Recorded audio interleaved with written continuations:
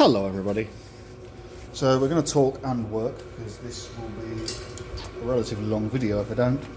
So I've pre-cracked these off.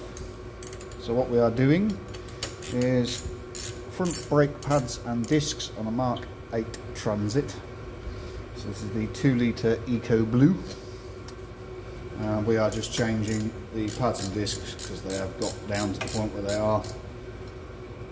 The pads have been grinding on the lips of the discs, so the discs have not been changed in at least, I think, 80,000 they said. So they've been on there a little while. It's currently got 110 on the clock, I think. Something like that. So we'll peel this caliper off of here. You do have to do this. To get the caliper, you have to sort of push it back a little bit to get it off the brake pads. We have a caliper bracket already up here, hanger, so we can just slip that on there. Might sit up there out of the way, as you can see. There we are, right down on the edge of the pad, touching the disc on this side as well. We've definitely got, in fact, you see, look where the disc's been grinding on that edge there. So we are going to do both. Outer pad's got a bit more life left in it, which is always common. So that's that. Now, I'm going to take those stainless steel bits off. You get new ones with the brake pads that I've ordered, so they can go straight in the scrap metal bin. Like that. We'll also get new bolts, so we'll just turn this a bit. Helps you see. Hopefully get the impact gun in there. Now, I've left the socket around the other side. And there was me being all prepared. Badly. Right. Loud noises.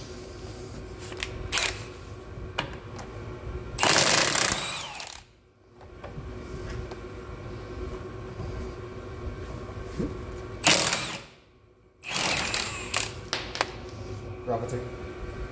So we peel the bracket off like that. Simples. Now normally this is the point where on most normal vehicles you would just have something on the front here and you would just undo it, and like you'd think maybe you undo these 5 and then peel the, but the disc actually comes off backwards. So that's why I'm making this video, because these are slightly different to your average brake discs. So you have to take this off and pull the wheel bearing out. If you're not aware also, these wheel bearings on the Mark 8s are really expensive. When I say really expensive, they're Ford only and they're nearly £300 each.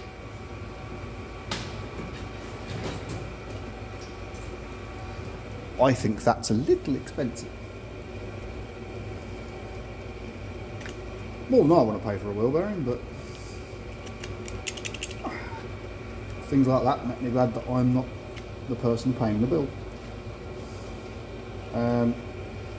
So we are going to pull this out, and then basically there are Torx bits in here through these holes. Those Torx bits hold the bearing onto the hub.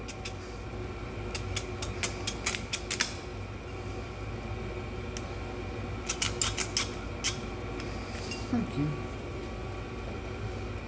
So, but you have to remove the drive shaft, because obviously the drive shaft splines into the bearing as well, into the hub even. Loud noise.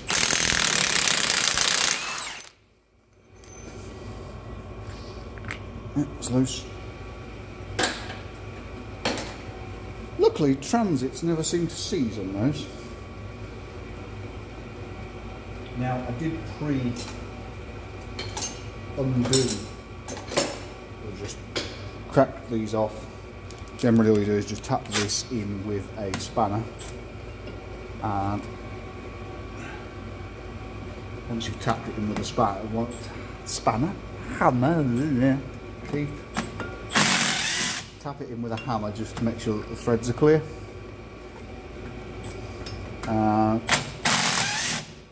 And then they undo. They're not done up very tight at all.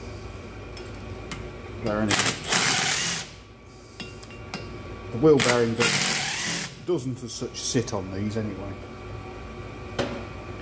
These are there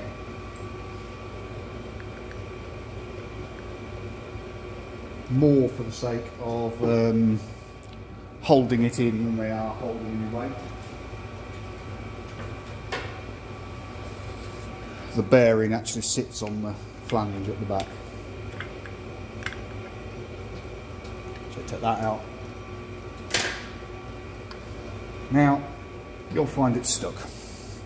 So what you have to do,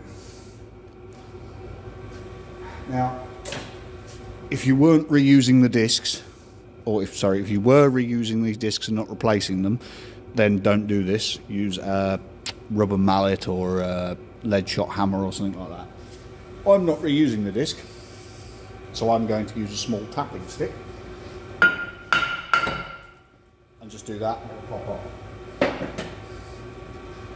And that comes out like that. Here we go.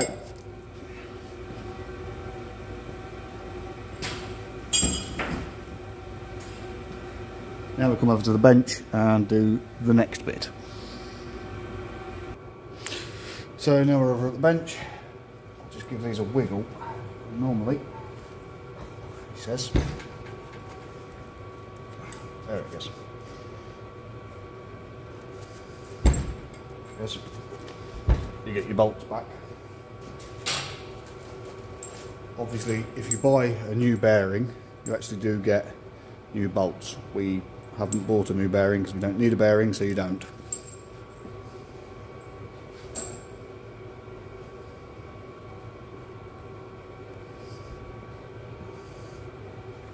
Then we flip this over, and then we undo this.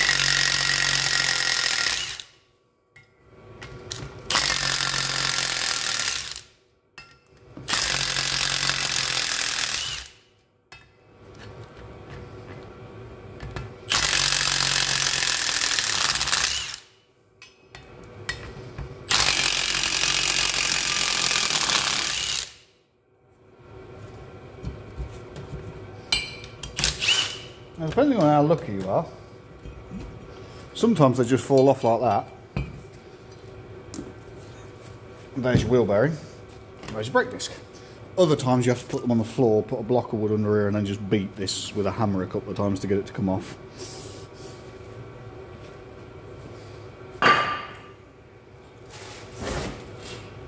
Here's our new disc. So what we're going to do is you're going to take this, and what I like to do is just take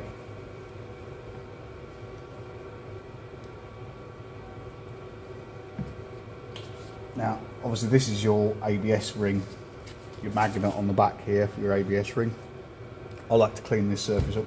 I just like to clean this surface up here as well, just to help it slide in and help the next guy, which is probably going to be me. So just take one of these,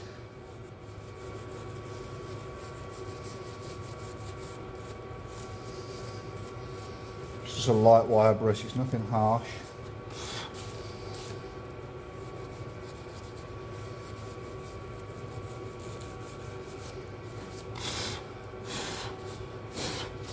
Just clean that magnet up and then just go around this edge here.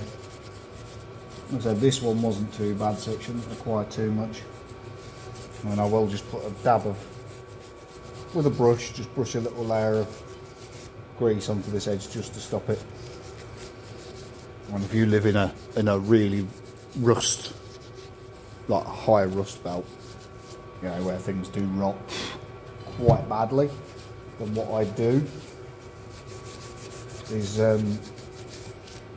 I'd find a light grease of some description or something to put on there. I used to like using fluid film, but I now can't get it in the UK very cheaply. It's quite expensive now. But for stuff like this and the internal flanges and what have you, I used to just spraying a little bit of fluid film around it because it's really thin, so it doesn't affect anything. Like I say, unfortunately, that's not something that you can easily get hold of in the UK. I think some places have started doing it again, but for a while they stopped importing it from America. So I just take some of that, just rub it around that.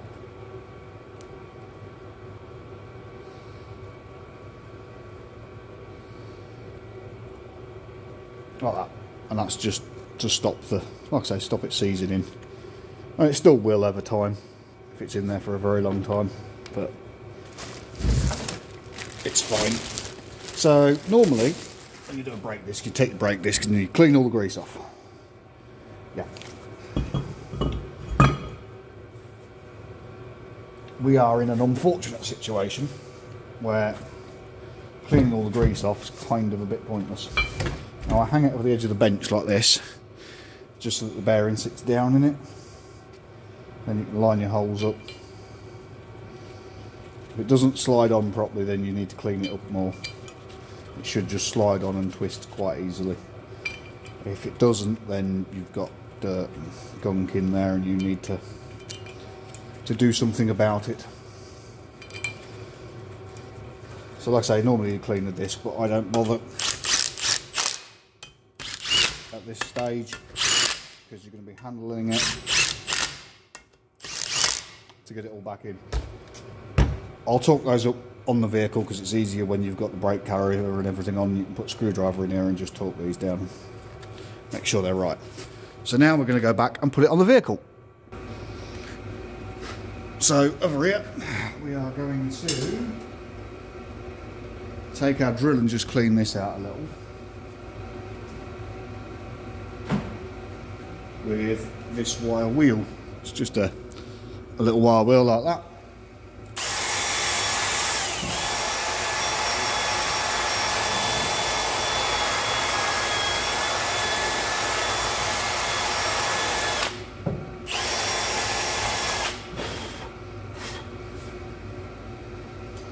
Like I say, this one came out all right, so I'm not too worried about it sticking. See what I mean by all the fingerprints? So then what I do is I take that and I just slide it on to the drive shaft. And what I'll do, take the nut for the drive shaft and just thread it on. And that means I can let go of it and it's not going to fall on the floor or smash my toes. I do wear steel toe caps, but it'd still hurt if it missed your toe cap and landed on your ankle or something. Now what you can do is take these bolts. If you want to, you can put a little bit more Loctite on it. It's not necessary, they're not even that tight to undo. So, and then what you have to do, rotate the bearing to line back up with the holes.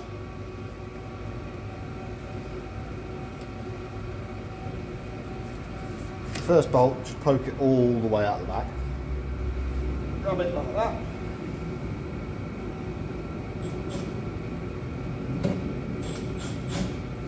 And then just start a bolt in the hole. So you just line it up over the top with one of the holes. And your second bolt will locate it to where it needs to be. Like that. And I just like to start all 5 bolts. Just because I have had it before where the bolt goes in funny, drops down into the bottom of the disc and you end up having to undo the disc to get the bolt back out. Like that.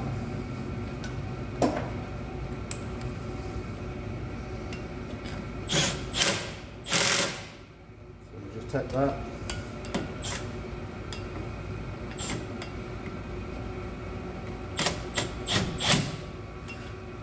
Just use those to wiggle them down. say, you want to try and put it in as square as possible. Yeah, almost home now.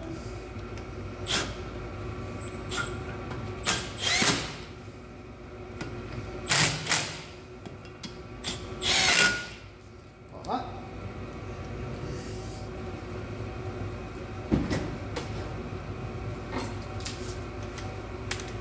Then you can just torque those ones down straight off. They're not a problem.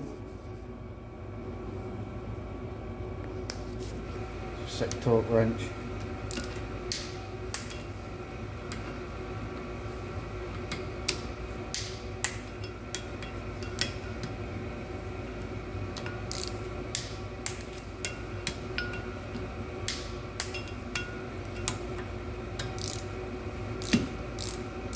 That's why you bother torquing wheel bolts, or at least checking that they are tight.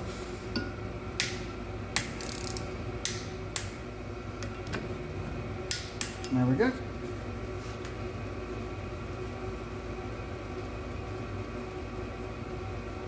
Now we need to clean the carrier up and get the new brake pads ready to go back on. So we'll take the pins out. Oh, he says. Oh, that's going to need some work. Bottom one. Yep, that's got some water in there. So what we do now is try and clean that grease, that rust and what have you off, because you need to get all that out, or as much of it as you can, and re-grease it. So yeah, still what I tend to do.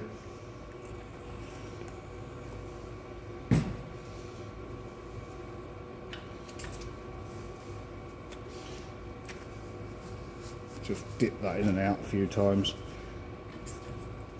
If it's really bad, I have got wire brushes, and you can go to taking the rubbers out and cleaning it all off that way. A lot of the time this happens is because the grease actually dries out.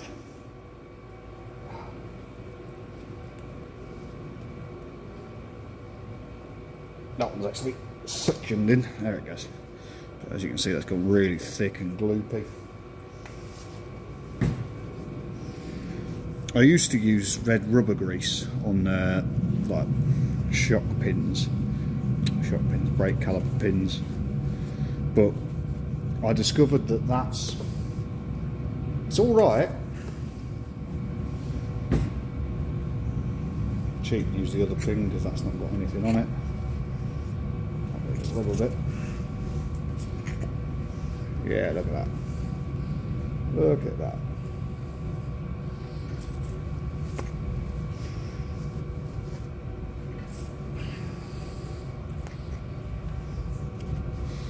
It's actually got 99% of that out.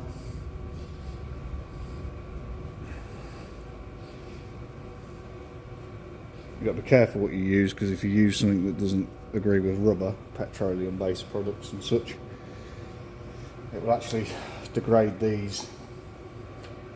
So I used that. Not a sponsor, paid for it myself. Quite like it. It's a little on the dear side. And that's what it looks like. It's like a white paste. But I just squeeze a bit in like that. Rotate it round. And as you can see, that's way better now. So you just take a bit.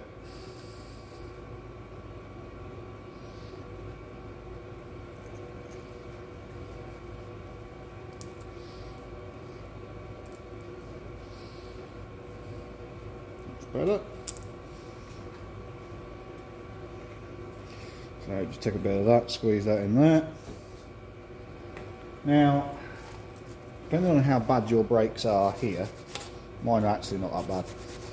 You may need to take a file to them, wire brush, something like that. I only actually need to wire brush them because they're not that bad. We've got a lot of heavy scale on that surface down there. Then you will need to obviously clean that scale up and get rid of it. These aren't scaled up. Now, the hardware for these is stainless steel. I think most people are aware now that stainless steel hardware with steel hardware can create rust.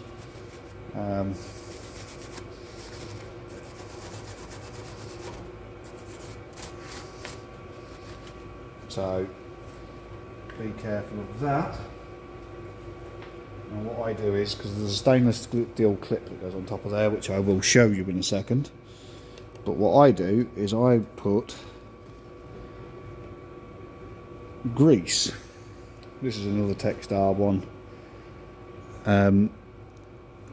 Certec ceramic technology, I do believe is what it's short for, and I put that on there.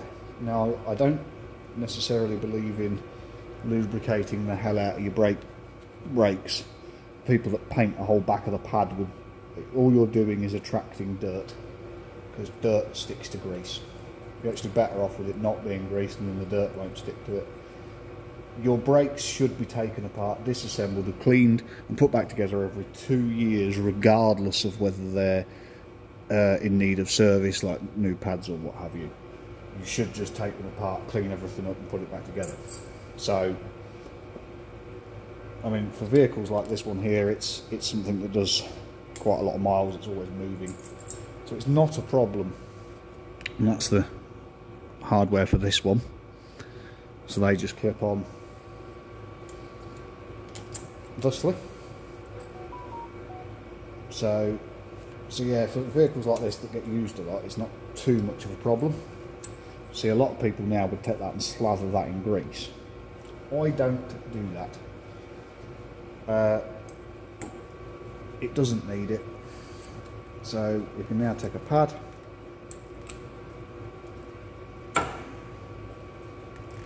and pop it straight back out. Yeah, man.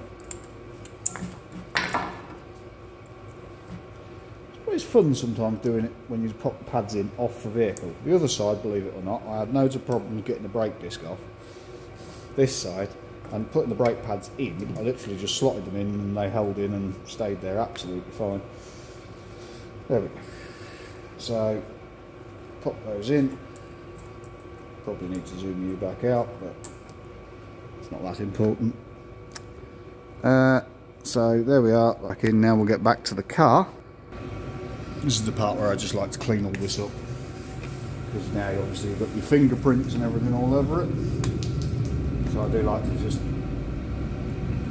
and even where I've just touched the pads, just give them a good wash. Make sure you've got no contaminants, oils, greases on there.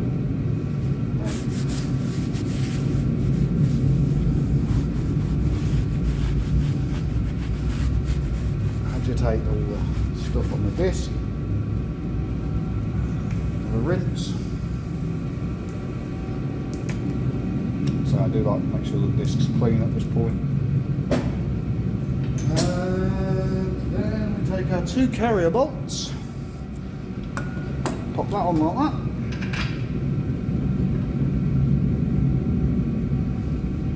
One.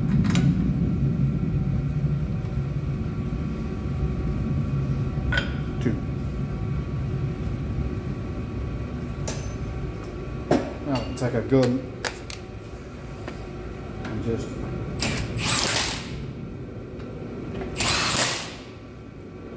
like that.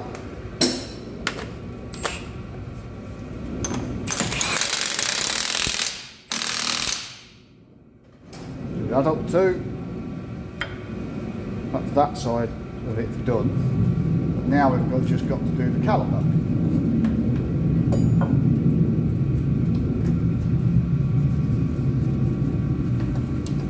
If you're like me and you've got caliper hooks, always remember to take them off the vehicle as soon as you unhook the caliper, because otherwise you leave them on there and lose no end of them. So now we've got our caliper here, and it's obviously inside of here is quite dirty from dirt, grime and grease, but we need to push the pistons back. So before we do that, what we'll do is we'll just take a brake cleaner and it's just a nylon wire brush.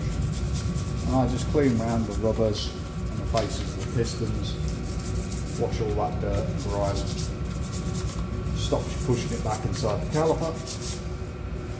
The last thing you want to be doing at this point is pushing the dirt and grit into the caliper here, because then the brakes won't work very well. I know people say you should open the bleeder to do this, but in all honesty, if you've got dirty, nasty brake fluid in here, then you should have had a brake fluid service done sooner. That's just my opinion on it. If your brake fluid's that bad that you think you should, if you don't want the brake fluid in here going back into your system, then you should actually change your brake fluid. I have done it before where brake fluid's been so nasty where I will actually do a fluid exchange before I do a pad service. So you crack the bleeder out and force all that dirty, nasty stuff out and replace everything with good fluid. If your brake fluid is that bad, do that first. That way it stops all the dirty, any dirty stuff in here going back up to the top. It is a sealed system, so there shouldn't be dirt here.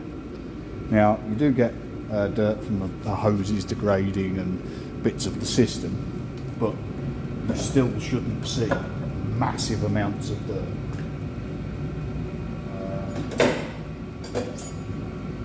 If you do, you've probably got another issue. I mean, to be fair, they do say brake flexi hoses are supposed to be replaced every 7 years. Some people do, some people don't. It's up to them.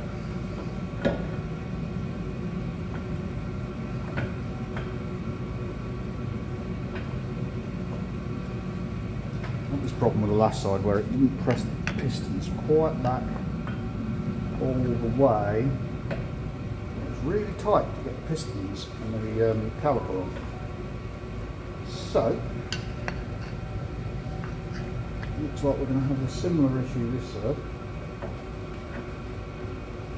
Kind of funny really, it's almost like they didn't design it to have new brake pads.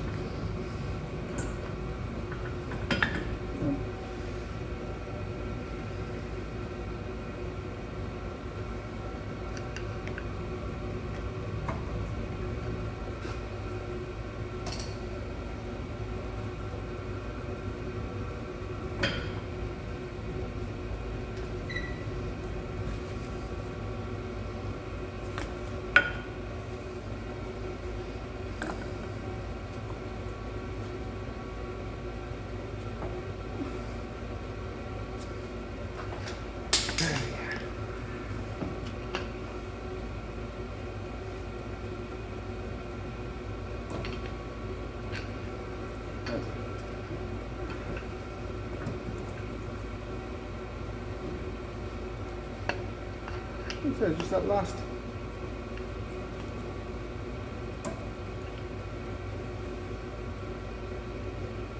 little bit, just a little bit awkward, so you can do that. That's fine.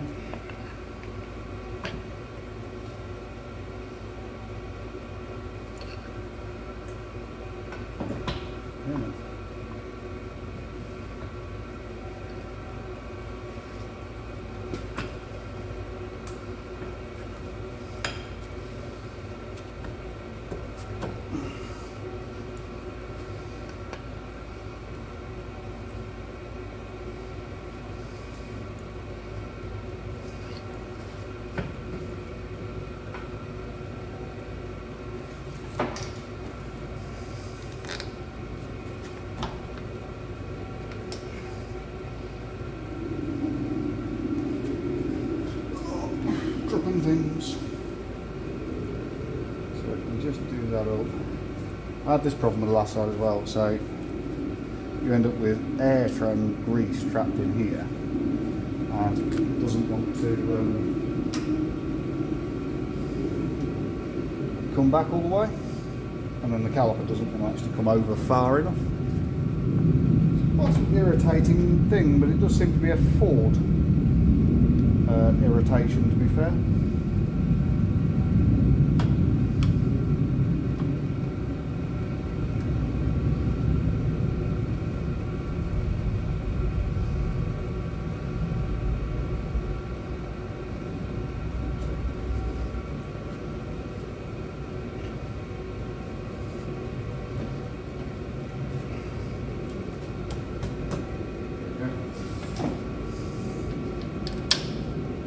Line those up.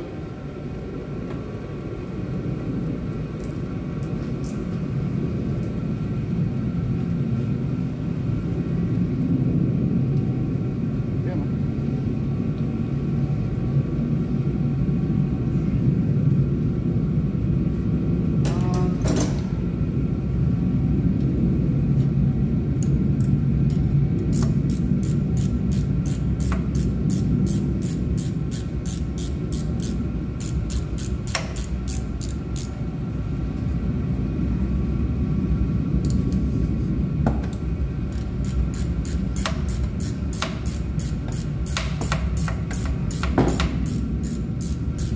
There it goes. They are irritated when they do that, don't quite line up.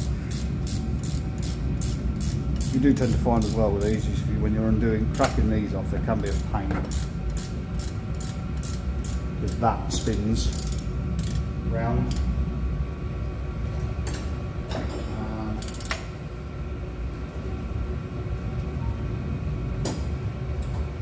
The easiest thing to do is just get a spanner like this, and that just holds them so you can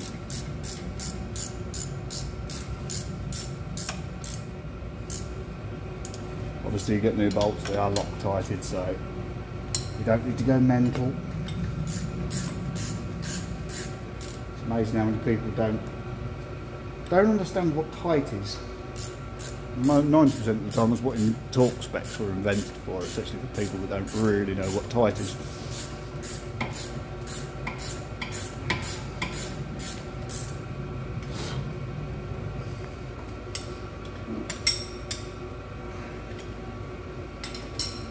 Like that. So now, not that.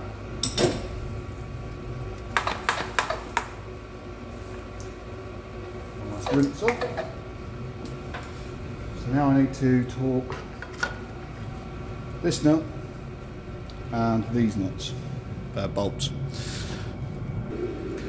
So I've just gone around and torqued everything, split them back in. No, I'm not going to give torque specs because they vary depending on vehicle age, make, model, customer size and everything else. So go look up the specific torque spec for your vehicle.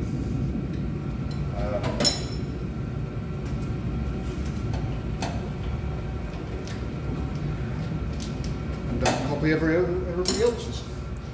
So now we are going to just do the last thing, and that's put the wheels back on.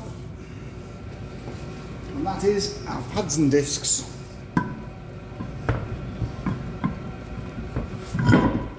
Now, obviously this procedure is almost identical if you want to do a wheel bearing, just in case you hadn't thought about it.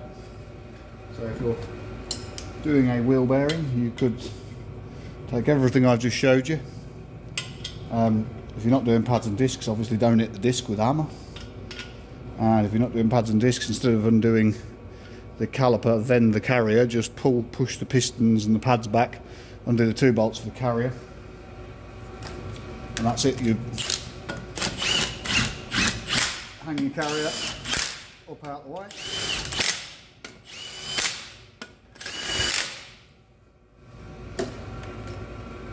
and it's easy peasy.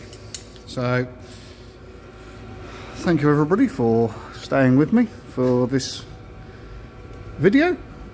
Let me know what you think. Thanks for watching. Catch you next time.